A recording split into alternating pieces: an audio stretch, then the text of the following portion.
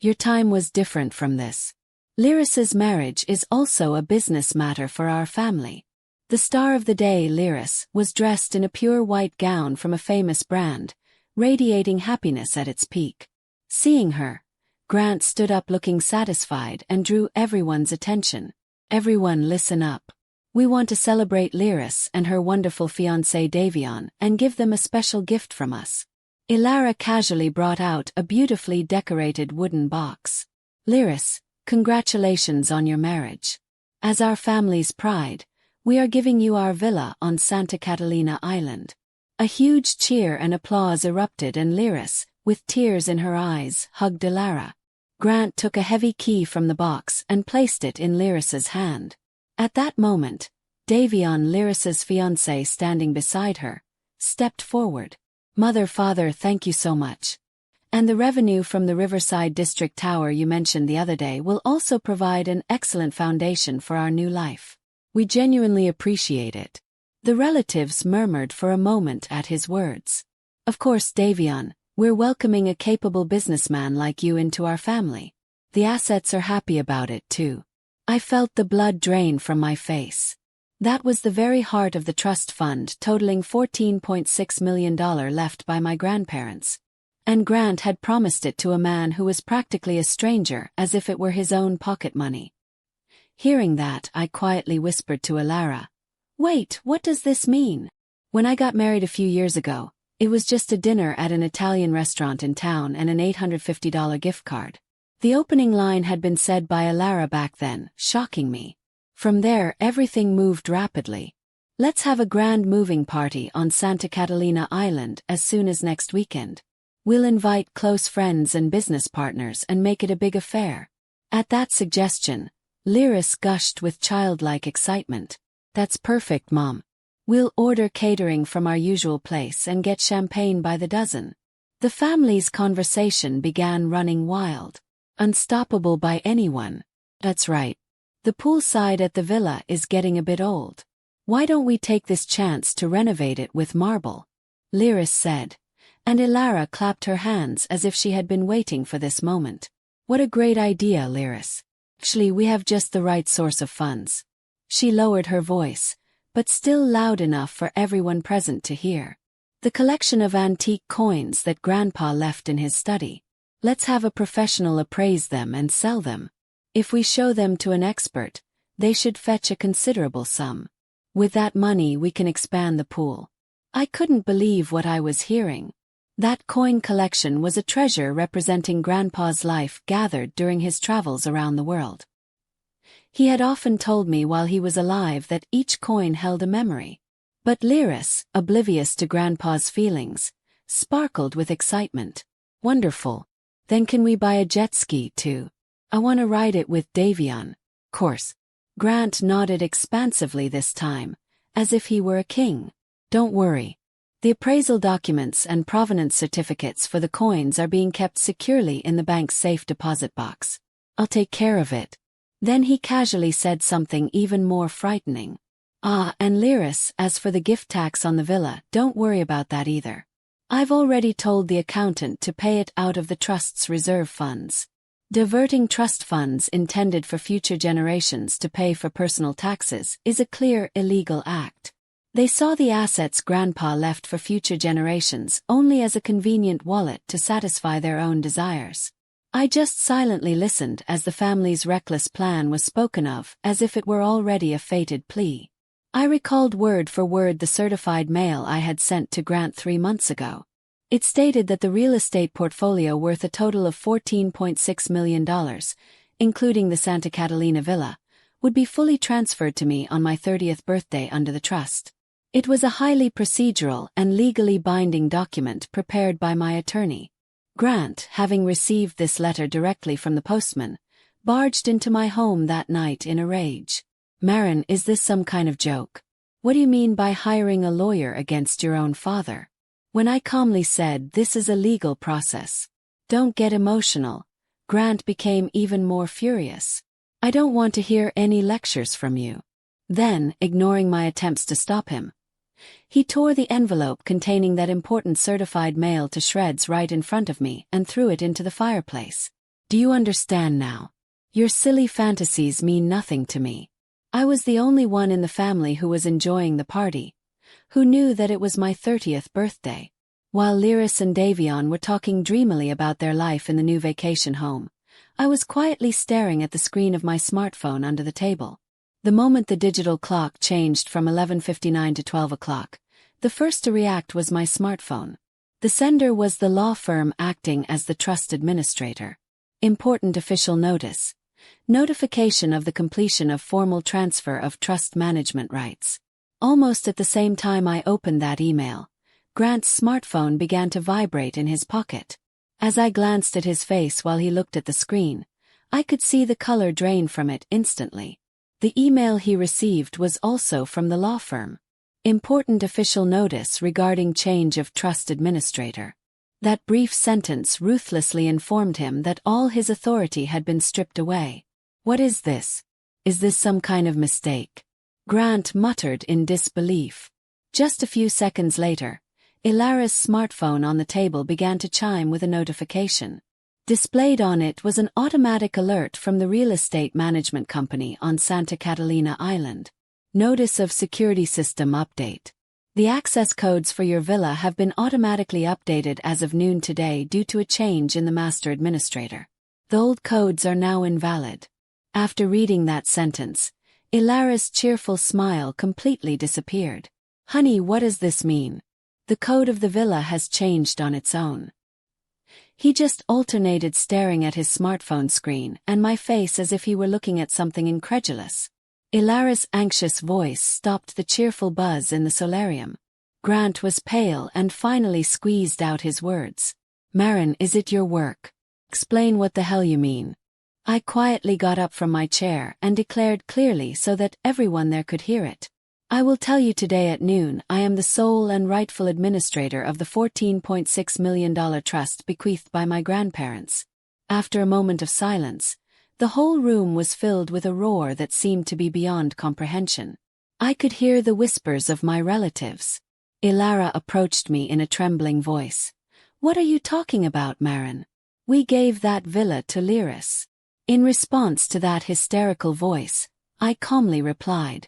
No, to be precise, Mom didn't have the authority to gift that asset in the first place. What? A villa on Santa Catalina Island, a commercial tower in Riverside District, and Grandpa's antique coin collection. All of them are my own. All of them are official trust assets listed in the trust agreement. I operated my smartphone and displayed on the screen the list of trust assets that the lawyer had sent me the other day. Then I held it up right in front of Ilara. Please look at this list. Ever since our grandparents passed away, the ownership of these assets has not belonged to us as individuals, but to the trust itself, which has a legal entity. And today, all authority to manage this trust has been transferred to me. Ilara was struck dumb when she saw the list of assets on the screen and the corporate name written below. Owner. Marindale Legacy Trust. What she had believed she had given to her daughter as gifts were not actually hers. It seemed that this cruel reality had only just begun to register in her understanding. My declaration completely froze the atmosphere in the room. The silence was broken by Lyris's fiancé, Davion, who had been quietly observing the situation until now. He no longer wore the smile of a good-natured young man. With the sharp eyes of a businessman, he stared directly at me. Wait, Marin, this is not what we agreed on. Earlier, your father promised to distribute the income from the Riverside District Tower for our living expenses. What happens to that promise? His tone had long since abandoned any pretense of politeness. I turned to him and spoke firmly. That promise has no legal significance. As clearly stated in Article 12 of the Trust's rulebook, all income generated from the Trust shall only be used for the maintenance and enhancement of the Trust's assets, and may under no circumstances be distributed to any individual for personal gain. The confidence quickly drained from Davion's face. Continued. In other words, the $680,000 in annual profits generated by that building will continue to be entirely accumulated in the Trust. Not a single dollar will go to you or to Lyris. Those words struck a fuse of anger in Lyris. That's a lie. You're just saying whatever you want. Lyris shouted, grabbed her smartphone, and slammed it down on the table. Just watch. I'll log into the security app for the villa and prove to you that it's still ours. She opened the app with practiced ease and typed in her password. But the next moment, a merciless red error message appeared on the screen. Access denied. User privileges unavailable. What? Can't get in. Why? I quietly told my panicking sister the truth. That's what I told you, Lyris. The administrator has changed. As of noon today, the security management of all trust assets, including the villa, has been transferred to me. All access rights have been reset, and issuing new access keys requires my formal approval and mine alone. She had been completely locked out of the place she thought of as her home. The reality finally seemed to shatter Lyris's mind. She slumped weakly in her chair, still clutching her smartphone.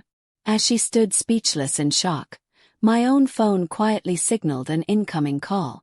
Seeing the name displayed on the screen, I knew that this timing was no coincidence. I pressed the call button, switched to speaker mode, and answered. Is this Marin? This is Winslow, the appraiser. Do you have a moment to talk right now? He had been one of the most trusted experts in the family, responsible for managing and appraising the antique coin collection for over 30 years, going back to Grandpa's generation. Yes, Mr. Winslow, that's fine. Everyone is listening. As I spoke, I could see Grant's face stiffen. That's good. Actually, I just received official notice from the law firm that you have become the new trustee as of today. I sincerely congratulate you. And honestly, this also finally lifts a weight off my shoulders. Hearing Winslow's words, the relatives exchanged glances. Excuse me, what do you mean? Asked. Mr. Winslow continued with a sigh. To be honest, over the past few months, your father repeatedly pressured me to secretly sell part of the collection, and I was in a very difficult position. The room went icy cold at his words. Ilara looked at Grant in disbelief and asked, Honey, your father said he needed the funds to cover losses from his own stock investments. In particular, he called just yesterday asking me to sell the most valuable piece in the collection, the 1804 Liberty Dollar, to a private collector he knows, even at half the market price. The 1804 Liberty Dollar. It was the centerpiece of the collection, a museum-quality piece said to be worth no less than $2.7 million. And Grant had been trying to secretly sell it, and at an unfairly low price, just to cover his personal losses. Of course, I've always insisted that I couldn't do such a thing without proper trust procedures. But wow, that was a close call. Marin, I'm really glad you became the administrator. The collection has been protected. Mr. Winslow's final words perfectly exposed, in front of the entire family, the embezzlement Grant had been attempting. Grant, pale as a sheet, could no longer utter a single word. Our relatives shot him looks filled with a mix of contempt and disappointment. I quietly, yet mercilessly, delivered the final blow to my completely cornered father. When I addressed him, his shoulders twitched. Earlier, you said that the gift tax for the villa for Lyris would be paid from the trust's reserve funds. Correct. I continued calmly, as if reading a passage from a financial report prepared by the law firm. The current market valuation of that villa on Santa Catalina Island is approximately $4.2 million. According to state law, the gift tax imposed when transferring real estate of this amount is estimated to be at least $720,000. $720,000. A relative gasped. You, Grant, intended to withdraw this huge sum from the trust account and use it to pay Lyris's individual taxes. That's right, isn't it? I looked directly into Grant's eyes and asked him plainly. However, this is no longer a matter of mere mismanagement. Under trust law, diverting trust assets for personal gain clearly constitutes embezzlement in the course of duty. This is a serious criminal act that can carry a prison sentence of up to 10 years. I could see each legal term I spoke wrapping around Grant like a heavy chain. He had no idea just how dangerous a bridge he had been trying to cross or the legal risks involved. The family assets he had thought of as his own were in reality bound by strict law, entirely different from what he imagined. And now the fact that he had come dangerously close to breaking that law was finally being thrust in front of him. With no strength left, Grant slumped into a nearby chair. As he fell completely silent and everyone lost their words, Ilara, who had been dazed until then, suddenly shouted sharply, "Wait!" It was as if she had suddenly remembered something. She pointed at me with trembling fingers. "I remember. Before grandfather passed away, he was looking at the trust documents and said, 'These assets should be used above all for the family's happiness and welfare.' It should have been written in the contract, too." At Ilara's words, the relatives who had been awkwardly silent murmured, "Oh!" My aunt also began to agree with Ilara, saying, "Come to think of it, I feel like I heard something like that too." Emboldened, Ilara began to speak rapidly as if a dam had broken. "Lyris's marriage is the greatest happiness for this family. Her building a new home and finding happiness with Davion, who has social standing, contributes to the welfare of the entire family. Therefore, this villa should be given to Lyris. It perfectly aligns with the purpose of the trust."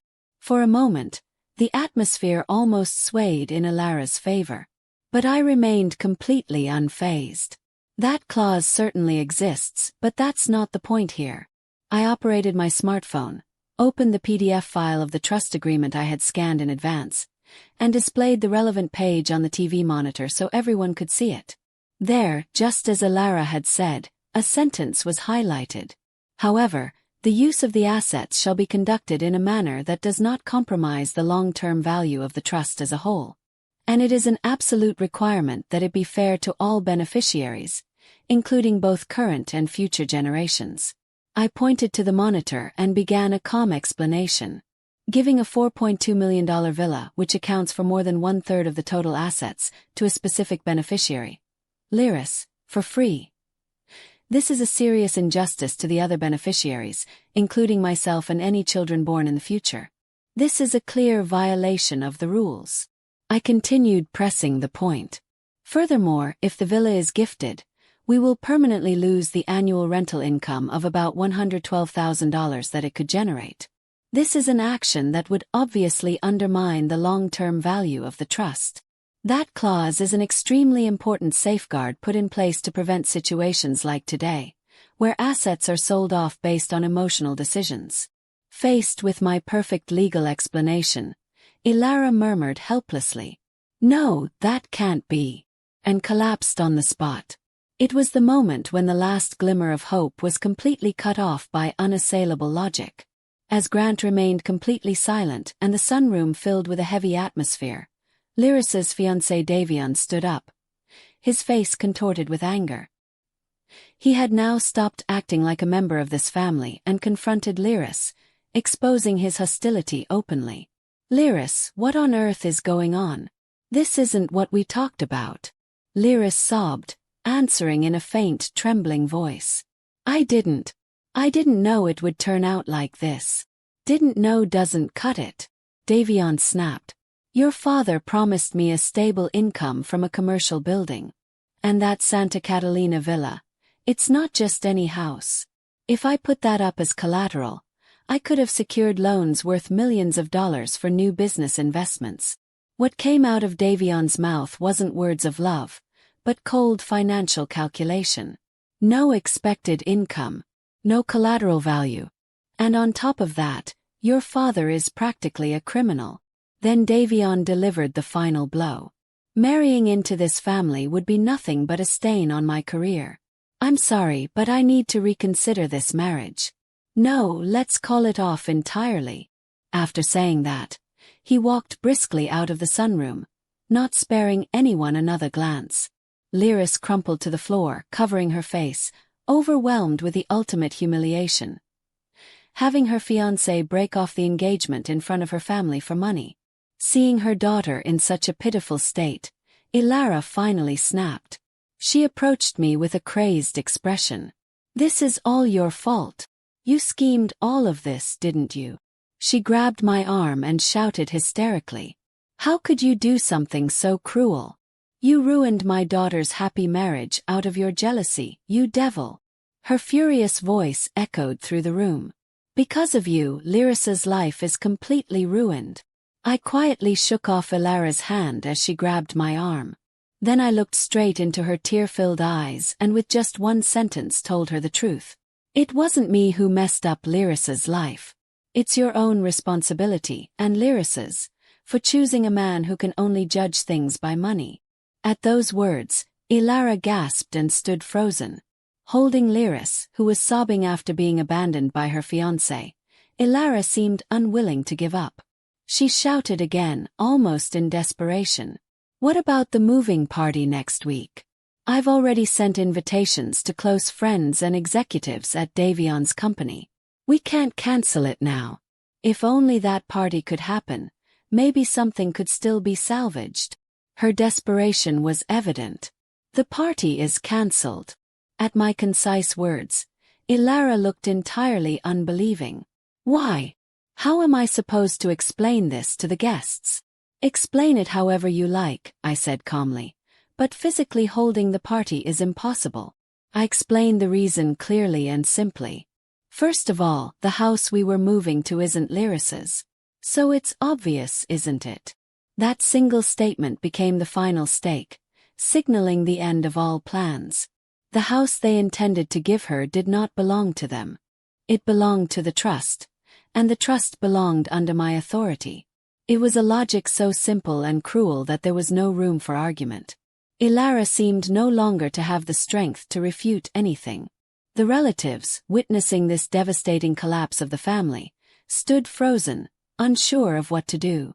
But eventually, one by one, they awkwardly stood up and left as if fleeing. The sunroom, once so lively, fell silent in an instant, leaving only the half-eaten food and my family crushed by despair. Grant had been sitting on the sofa, staring into empty space. Eventually, in a frail voice like that of an old man, he muttered to me, "You, in just one day, completely destroyed this family." At that accusation, I quietly shook my head. "No, Dad. It wasn't me who destroyed it." I looked straight into Grant's eyes and said clearly, "The ones who destroyed this family were unmet promises and pretensions beyond our means." I did not dwell on sentimentality.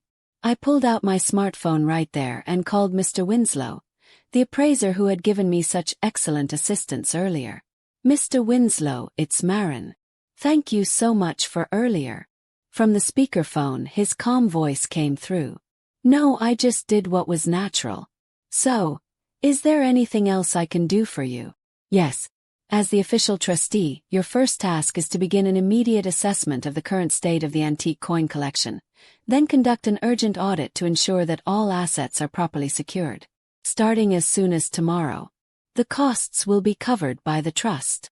"Understood. I'll assemble a team right away.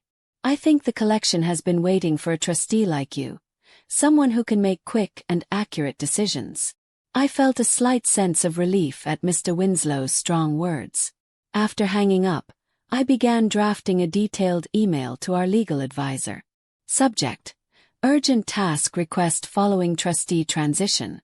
In the body of the email, I listed in bullet points, without any emotional language, only the objective facts of what had occurred at this morning's brunch. I concluded the email with the following. Based on the facts outlined above, please initiate a formal investigation involving an external accounting firm into the potential past misappropriation of assets by the former trustee, Grant. Additionally, please send a notice to Davion, Lyrissa's former fiancé, requiring him to sign a legally binding memorandum affirming that he will make no claims whatsoever to the trust assets in the future. The moment I hit send, I felt something change within me. I was now the sole trustee responsible for protecting, nurturing, and connecting $14.6 million in assets to the future. The weight of that responsibility, rather than crushing me, made me stronger. With my head bowed, Grant and tearful Ilara and Lyris beside me, I quietly stepped into a new life. Several months later. Several months had passed since that turbulent brunch. With the help of appraiser Mr. Winslow and the legal advisory team, I had begun to fully settle into my role as trustee. Our Santa Catalina villa, after undergoing strict screening, was leased long-term to an executive of an IT company, providing steady rental income to the trust. The Riverside District Tower also benefited greatly from the tenant review I spearheaded, and its revenue increased by more than 15% compared to when Grant managed it. The results of the investigation we commissioned the lawyer to conduct into Grant's past asset management were shocking. Evidence kept surfacing showing that Grant repeatedly attempted to divert trust funds, not only for the coin sale attempt testified to by Mr. Winslow, but also in the past to cover business shortfalls or compensate for losses in stock investments. Fortunately, each time the cautious accountants at the trust management office prevented him from doing so. But it became clear to everyone that Grant was unfit to be in charge. I heard that my sister Lyris completely broke off her engagement with Davion afterwards. Due to the significant mental shock, she stayed cooped up at home for a while. Ilara continued taking care of Lyris, but she seemed to have been telling relatives that I was the ruthless daughter who broke up the family. Since that day, my relationship with Ilara and Lyris has been completely severed. Grant was confronted with the investigation report by the lawyer. Unable to argue back, he signed documents formally relinquishing all authority over the trust. Now he has completely lost his drive and lives almost like a recluse, spending his days tending to his garden. Occasionally, I reread the letters that Grandma entrusted to me alone. One of them said, "To Marin, this responsibility will sometimes make you feel lonely. You may be criticized by your family, but do not forget, you are an important guardian of our dreams and future. We always trust your judgment. What has been lost may be great. However, I am honoring my grandparents' wishes and fulfilling the responsibilities entrusted to me. That fact above all keeps my heart strong. I am no longer someone who watches others' expressions. From now on, I will resolutely continue on my own path, protecting the family's assets and passing them on to the future."